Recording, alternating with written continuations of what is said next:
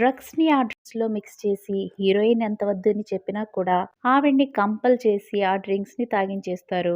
దాంతో ఆవిడ కళ్ళు తిరుగుతుందని అక్కడి నుండి లేచి వెళ్ళిపోతుంది. ఆ సమయంలోనే హీరో నన్ను క్యాంప్ సైట్ దగ్గరికి వచ్చి పికప్ చేసుకో. నేనేదో రియాక్షన్ ఇచ్చే ఫుడ్‌ని తిన్నట్టున్నాను.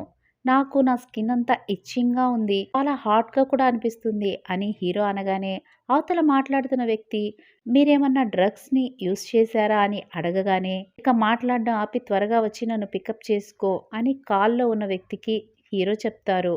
ఇంతలో హీరోయిన్ మత్తులో వచ్చి హీరో మీద పడిపోతుంది. తర్వాత వాళ్ళిద్దరూ టెంట్‌లోకి వెళ్లి ఒకరి గురించి ఒకరికి తెలియకుండానే ఒకటైపోతారు. అలా జరుగుతున్న సమయంలో హీరో యొక్క సెక్రటరీ ఫోన్‌లో లైన్‌లోనే ఉంటారు. అక్కడ జరిగేదంతా వింటూ ఉంటారు. ఆ తర్వాత వాళ్ళిద్దరిని అలా చూసి షాక్ అయ్యి గట్టిగా కళ్ళు మూసుకొని టెంట్ బయటకొచ్చి నిల్చుంటారు. తర్వాత ధైర్యం చేసి లోపలికి వెళ్ళి, బాస్ నేను మిమ్మల్ని ఇబ్బంది పెట్టాలని అనుకోవట్లేదు. మిమ్మల్ని కాపాడడం కోసమే ఇక్కడికి వచ్చాను అని చెప్పి, హీరోని లేపడానికి ట్రై చేసిన తర్వాత అతను ఎంతకీ లేవకపోవడంతో ఫస్ట్ బాస్‌ని సేవ్ చేసి తర్వాత మీ దగ్గరకొస్తాను యంగ్ లేడీ అని హీరోయిన్‌తో చెప్పి, ఫస్ట్ హీరోని అక్కడి నుండి తీసుకొని వెళ్లి కారులో కూర్చోబెడతారు.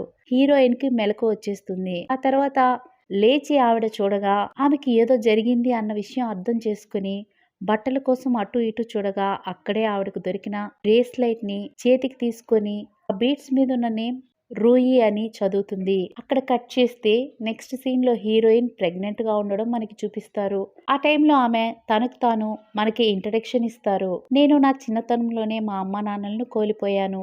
విధి నన్ను తిరస్కరించటం వల్ల నా జీవితం ప్రేమలేని జీవితం అయిపోయింది అని అంటూ తన కడుపు మీద చేయి పెట్టుకొని నాకు నేనే ప్రేమ కలిగిన ఫ్యామిలీని సృష్టించుకోబోతున్నాను అని అంటుంది. ఆ తర్వాత మన హీరో సెక్రటరీ మిస్టర్ గు మొత్తానికి 4 ఏళ్ల తర్వాత అబ్రాడ్ నుండి మీరు ఇప్పుడే ఇక్కడికి తిరిగి వచ్చి గు కార్పొరేషన్ ని టేక్ ఓవర్ చేసుకోబోతున్నారు. అది కూడా ఇంకా పెళ్లి చేసుకోకుండానే.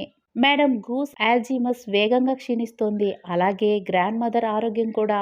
ఇందుకు నేను చాలా బాధపడుతున్నాను అని అంటూ ఉంటే హీరో నువ్వు నేను వెతకమని చెప్పిన అమ్మాయిని వెతికావా అని తన సెక్రటరీని అడిగితే ఇంకా లేదు అని అంటాడు. 4 ఇయర్స్ అవుతుంది కానీ ఒక్క పర్సన్ని కనుక్కోలేకపోతున్నావు కానీ ఈ 4 ఇయర్స్గా నేను నీకు పే చేస్తున్న దానికి నువ్వేమంటావు అని హీరో అడగగా బాస్ ఆ రాత్రి చాలా డార్క్గా ఉన్నింది. అందువల్ల నేను మీతో ఉన్న ఆ లేడీ ఫేస్ని సరిగ్గా చూడలేకపోయాను అని ఆ సెక్రటరీ అంటారు.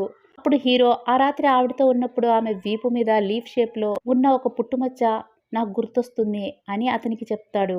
అప్పుడు వాళ్ళ సెక్రటరీ అయితే రోడ్డు మీద వెళ్ళే ఆడవాళ్ళందరినీ ఆపి వాళ్ళ వీపుని నన్ను చెక్ చేయమని చెప్తున్నారా అని అంటాడు.